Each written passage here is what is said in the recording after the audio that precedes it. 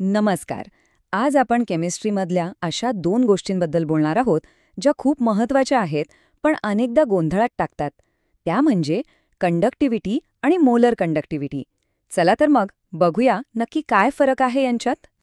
चला सुरुवात एका अगदी सोप्या उदाहरणाने करूया.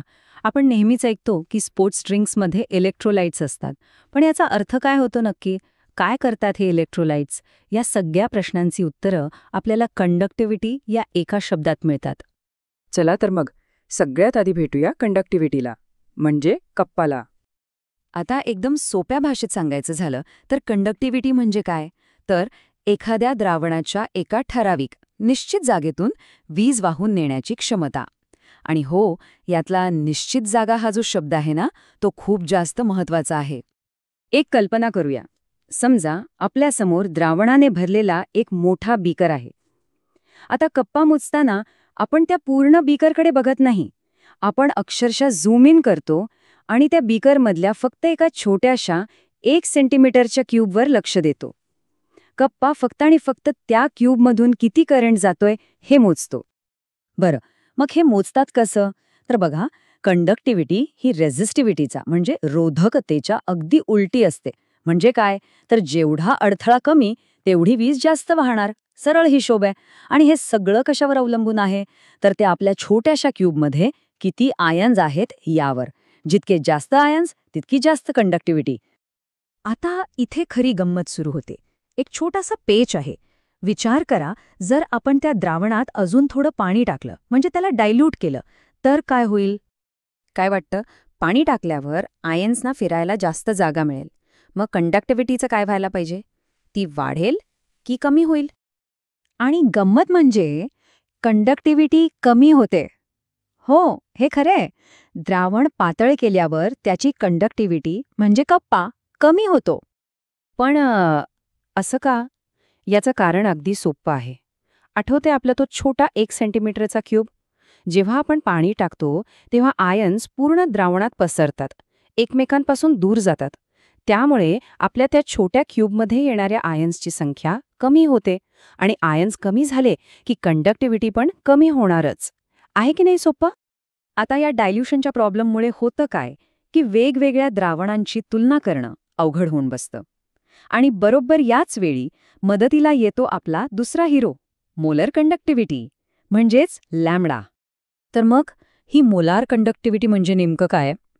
बघा, ही कुठल्या तरी छोट्या क्यूबमधली कंडक्टिव्हिटी नाहीये, तर ही आहे बरोबर 1 मोल इलेक्ट्रोलाइटमुळे तयार झालेल्या सगळ्या आयन्सची मिळून होणारी कंडक्टिव्हिटी.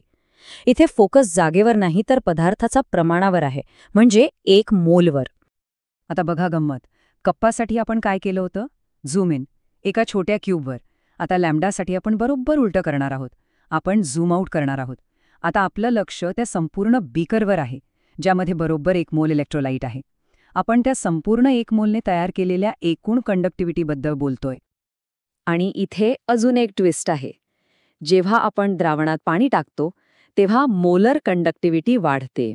हो, कारण जास्त जागा मिळाल्यामुळे ते 1 मोल इलेक्ट्रोलाइट जास्त आयन्स तयार करतं आणि ते आयन्स जास्त मोकळेपणे फिरू शकतात. आता स्ट्रॉंग आणि वीक इलेक्ट्रोलाइट्ससाठी ही वाढ वेगवेगळी असते, पण महत्वाची गोष्ट म्हणजे दोघांचीही वाढतेच. चला तर मग आता या दोघांना समोरासमोर आणूया आणि यांच्यातला फरक एकदाचा स्पष्ट करून टाकूया. कप्पा विरुद्ध लॅम्बडा. यांच्यातला फरक समजून घेण्यासाठी एक मस्त उदाहरण आहे. विचार करा की कंडक्टिव्हिटी म्हणजे कप्पा म्हणजे काय? तर हायवेच्या फक्त एकाच लेनमधून किती गाड्या जातात हे मोजणं, फक्त 1 लेन. आणि मोलर कंडक्टिव्हिटी म्हणजे लॅम्बडा म्हणजे काय? तर एका फॅक्टरीमधून निघालेल्या सगळ्या गाड्यांचा ताफा बघणं. आणि जेव्हा हायवे मोठा होतो म्हणजे आपण पाणी टाकतो तेव्हा तो पूर्ण ताफा किती वेगाने पुढे जातोय हे बघणं. आणि हाच फरक या टेबलमध्ये अगदी स्पष्ट दिसतोय. कंडक्टिव्हिटी म्हणजे कप्पा ही एका ठराविक जागेवर अवलंबून आहे आणि पाणी टाकल्यावर ती कमी होते. का? कारण त्या जागेतले आयन्स कमी होतात. या उलट मोलर कंडक्टिव्हिटी म्हणजे लॅम्बडा ही 1 मोलवर अवलंबून आहे आणि पाणी टाकल्यावर ती वाढते. का?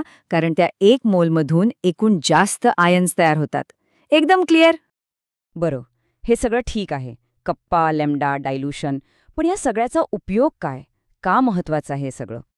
कारण या संकल्पना समजून घेणं खूप गरजेचे आहे.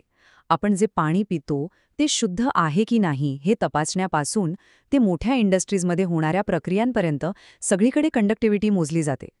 आपल्या फोनची बॅटरी कशी चालते किंवा एखाद्या वस्तूवर सोन्या चांदीचा मुलामा कसा चढवतात, या सगळ्याच्या मागे हेच विज्ञान दडलेलं आहे.